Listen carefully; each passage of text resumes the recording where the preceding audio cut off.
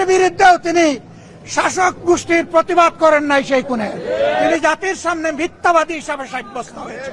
আমরা তার নৈতিক বৈধতা বহু আগে অস্বীকার করেছি। যারা ফ্যাসিস্ট সরকারের দূষর ছিল, যারা খুনের সহযোগী ছিল, তারা কেউ যেন এখানে কোনো বক্তব্য রাখতে না পারে। এই প্রেসিডেন্ট তিনটা কারণে অপরাধী, যার বক্তব্য এই মহান সংসদে আমরা শুনতে পারি না। প্রথম কারণ হচ্ছে তিনি সমস্ত খুনের সহযোগী ছিলেন। তার আমলে যে খুনগুলো হয়েছে, একটা খুনের বিরুদ্ধেও তিনি শাসক গোষ্ঠীর প্রতিবাদ করেন নাই। সেই খুনে তিনি কোনো ব্যবস্থা গ্রহণ করেন নাই। প্রেসিডেন্ট রাষ্ট্রের অভিভাবক হিসাবে তিনি জঘন্য অপরাধ করেছেন রাষ্ট্রের নাগরিকদের প্রতি। দ্বিতীয় কারণ ছিল, আপনারা জানেন, আগস্ট মাসের 5 তারিখ 24 সালে তিনি জাতির উদ্দেশ্যে ভাষণ দিয়েছেন। সেই ভাষণে তিনি বলেছিলেন যে তিনি ফ্যাসিস্ট প্রধানমন্ত্রী পদত্যাগ করেছেন এবং তিনি তা মঞ্জুর করেছেন। পরবর্তী পর্যায়ে আপনারা দেখেছেন, দুইটা মিডিয়ার সাথে সাক্ষাৎকার দিতে গিয়ে তিনি তা অস্বীকার করেছেন, নতুন গল্প সামনে নিয়ে এসেছেন। তিনি জাতির সামনে মিথ্যাবাদী হিসাবে সাব্যস্ত হয়েছে। দেশের প্রেসিডেন্ট মিথ্যাবাদী সাব্যস্ত হওয়ার পরে প্রেসিডেন্ট হিসাবে তার আর কোন নৈতিক অধিকার থাকে না। 3 নম্বর অপরাধ তিনি করেছেন, তিনি নিজের হাতে অর্ডিন্যান্স সাইন করেছেন। এই জুলাই অভ্যুত্থানের পরে ফেব্রুয়ারির 12 তারিখ নির্বাচন হবে। নির্বাচনের পরে যারা নির্বাচিত হবেন তারা 2টা ক্যাপাসিটিতে নির্বাচিত হবেন। তারা সংস্কার পরিষদের সদস্য হিসাবে নির্বাচিত হবেন এবং তারা একই সাথে সংসদ সদস্য হিসাবে নির্বাচিত হবেন। একই দিনে উভয় শপথ একই ব্যক্তি পড়াবেন। অত্যন্ত দুঃখের বিষয়, সেই শপথ দুটো আমরা নিলেও সরকারি দল নেয়নি।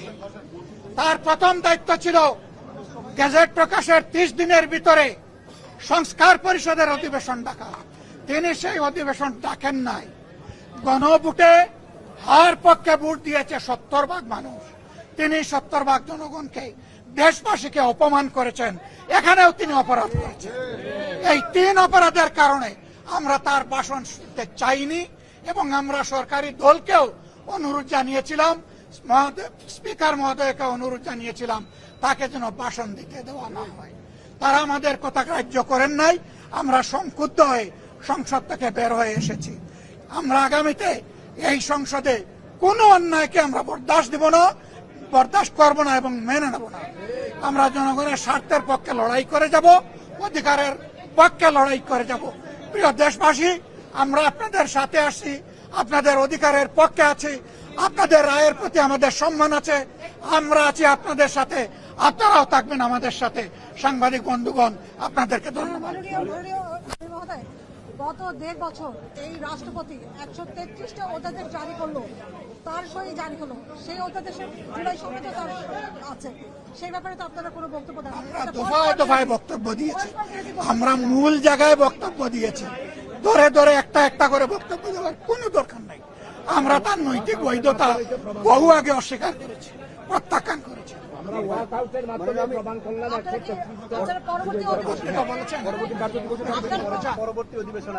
অবশ্যই আমরা যাব।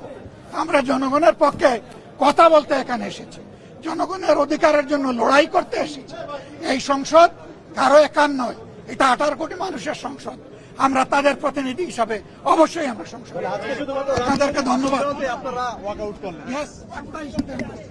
ধন্যবাদ।